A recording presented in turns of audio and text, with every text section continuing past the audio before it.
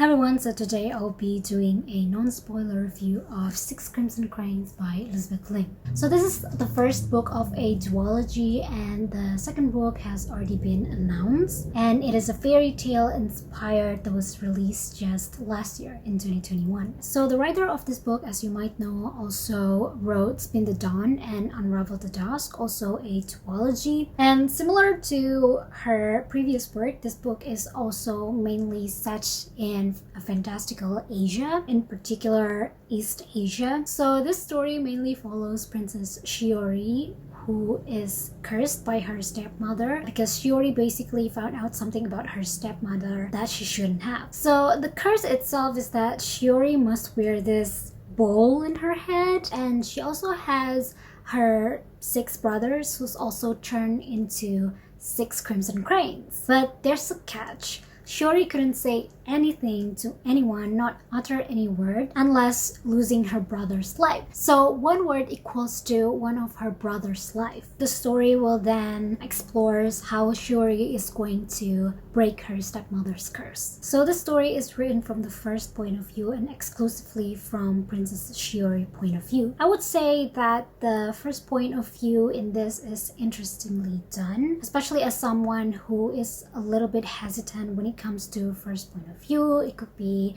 a little bit too biased, or it could be a bit cheesy. I would say that in here, the first point of view was able to move my perspective. In this story, as I've mentioned, Shiori can't really say anything unless losing her brother's life. So obviously, she didn't say anything, well, at least for majority of the story. So I do think that the usage of first point of view is really justified, as I could see that it will kind of be difficult to make the reader understand her if she doesn't have that first point of view. The writing style of this book is very fairy tale-like. Elizabeth Lim derives a lot of elements from not only Asian but European folklore and mythology. But it is important to note that the fairy tale in this story is not necessarily the grim version one, the dark tone. It has more of that cutesy undertone. So with that, I would think that this book is really appropriate for the younger YA audience. The easier way to illustrate the tone of this book is that in no way or form that this book is trying to be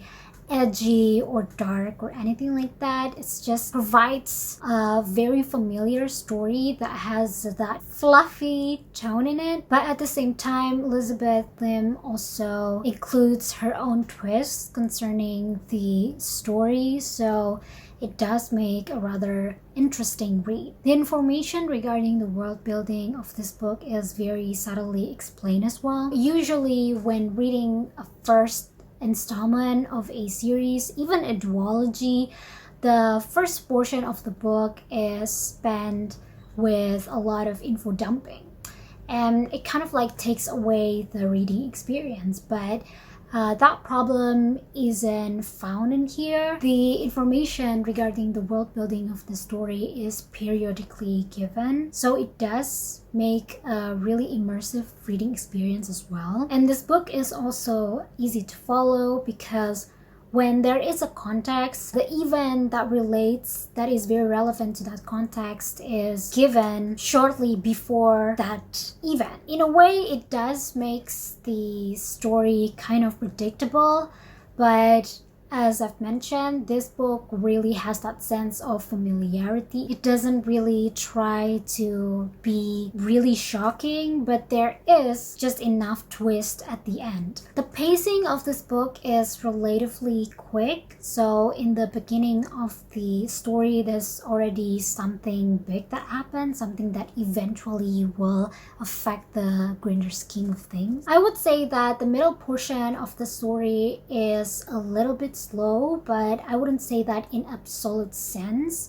If compared to the beginning and the last portion of the story, the middle definitely just slows down a bit. But if you want to have a quicker pacing and also easy, accessible read, this is certainly it. I haven't found on TikTok that there's someone who could finish this book in a 2-hour mark. So I guess that will be the testament of how accessible and gripping the story is. Now, I would like to just touch a bit on this book as a duology. So the second book has been announced, and I believe the title, if there's no changes, will be A Dragon's Promise. So if you are unsure whether or not to pick up this book because, oh, this is the first installment of a duology, it might have that cliffhanger ending, and then you wouldn't know what to do with yourself after reading this, or you would just, I think I'm just going to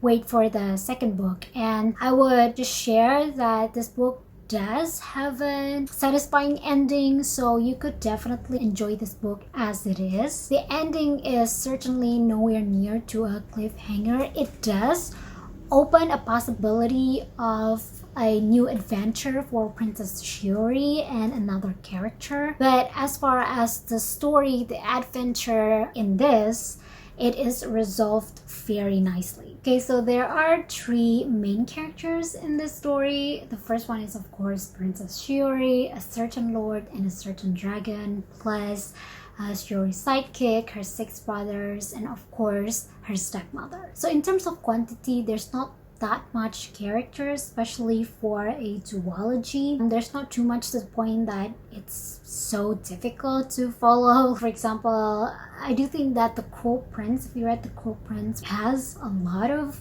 like main characters. In here, we don't really have that much, but it's not too little as well, to the point that this story focuses too much on Shiori and it could get really stagnant. So I've mentioned about the 3 main characters, which is, I should probably be more specific, Princess Shiori, Lord Takan, and also Seryu. He is the dragon. Shiori as a character is pretty entertaining to read. If you like a character that is carefree, but at the same time she has a really soft spot for her family members, I think you will like Shiori. And if you like that trope of family banter, like siblings banter, there's quite a lot of like sibling banters between Shiori and her brothers.